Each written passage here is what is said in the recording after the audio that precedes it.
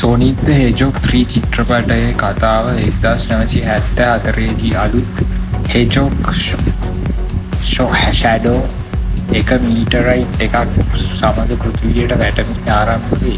Shadow ගන් ආයතනය අත්අඩංගුවට ගෙන විවිධ පරීක්ෂණවලට ලක් වෙයි.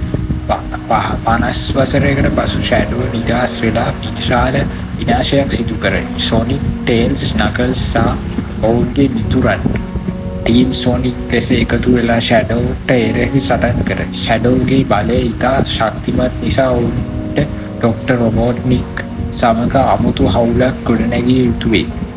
ෂැඩෝගේ පසුබැසීමේ කතාව මරියා නම් මිතුරියගේ මරණය සහ ජෙනරල් රොබෝටික්ගේ විනාශකාරී සැලැස්මක් වටහා ගැනීමට සොනික්ට උදව් කරයි.